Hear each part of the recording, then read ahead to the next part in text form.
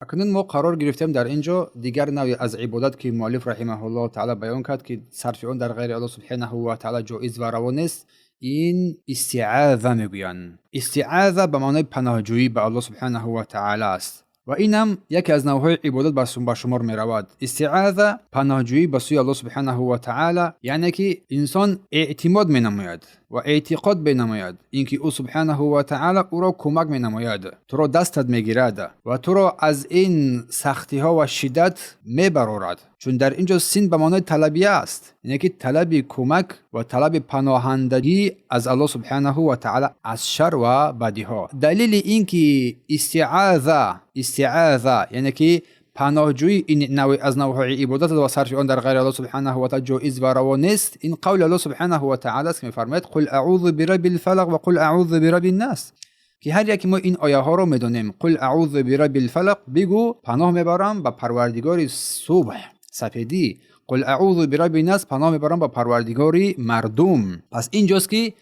میفهمیم که این استعاذه اینم پناهجویی یک از نوع‌های عبادت و صرف آن در غیر الله سبحانه و تعالی جایز نیست. پناه بردن، حمایت طلب کردن، جستجوی محافظت نمودن از کسی که تو باور داری که فعلا و تو را میتواند کمک یاری کند، قادر است بر این محافظت نماید، پس این تنها الله سبحانه و تعالی است که بر این قادر است. پس استعاذه شد پناهجویی، محافظت از الله سبحانه و تعالی. تو باور داری، اعتقاد داری که آن پروردگار قادر و توانایی که تو از او طلب پناهندگی میجوری، او تو را سبحانه و تعالی نمیگذارد، خارت نمیکند، تو رو دست میگیرد. برای هم میگوی قل اعوذ برب الفلق. الله بر ما فرمود چیز؟ بگو پناه میبرم به پروردگار صبح، به پروردگار صبح پناه میبرم. پس این ذکر رو انسان چیز همیشه، این دعا را همیشه مینماید، چون این استعاذه یکی از نوع‌های عبادت به شمار برود. این رو باید انسان نباید در غیر الله سبحانه و تعالی صرف نماید.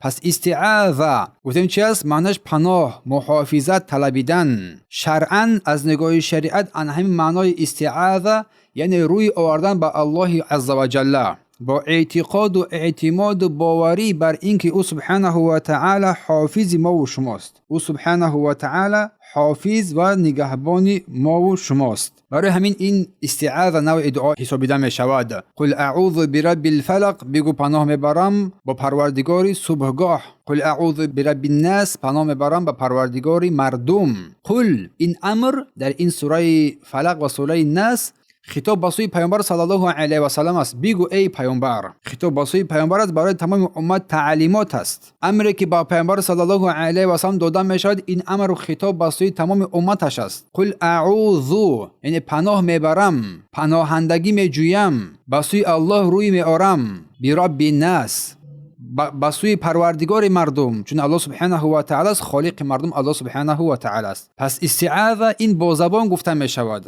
ولی مکان اصلی وی قلب است. مکان اصلی وی قلب بندگان است. پس استعاذه با زبان گفته می شود، اما محل اصلی وی کجا بوده است؟ این قلب بوده است. حقیقتی که انسان با سوی پروردگار باز میگردد این قلب بنده است. باید انسان از همین جهت بر باطنش با اخلاص، با احساس محبت با سوی پروردگار پناهندگی بجوید، طلب محافظت از او سبحانه و تعالی را بنماید. برب الفلق، پروردگار صبح.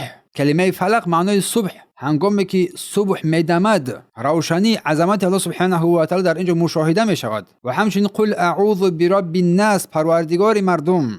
فهمیده میشه که تمام این مردم را الله آفریده است. پس فهمیدین که تمام مردم را الله آفریده است، ما باید از مردم دست بکشیم و به سوی الله مراجعت نماییم و مردم شایسته عبادت نیستن این هنگام. قل اعوذ برب الناس.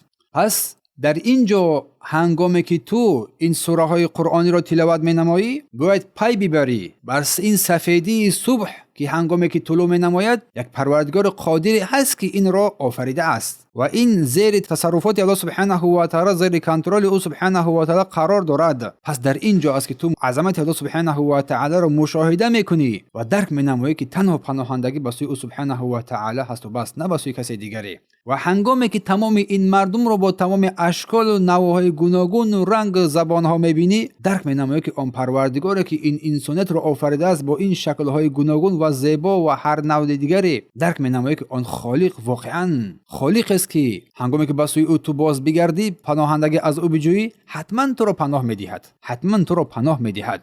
الله سبحانه و تعالی بر ما و شما توفیق بدهد که به سوی او سبحانه و تعالی خالصانه باز بگردیم.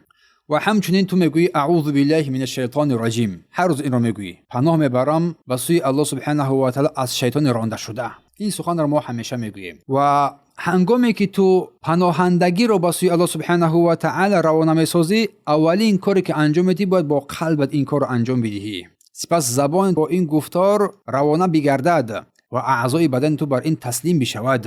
قل اعوذ، بگو پناه میبرم. برای ما تعلیم میدهد اینکه این را با زبان گفتی، قلبت هم به این اقرار نماید. معنیش این است که تنها او سبحانه و تعالی قادر است که بدیها را از تو دور نماید. چه شیاطین باشد، چه شیطان‌های انسی و جنی باشد، تنها او است که تو را محافظت می نماید، نه کسی دیگری. بارک الله فیکم.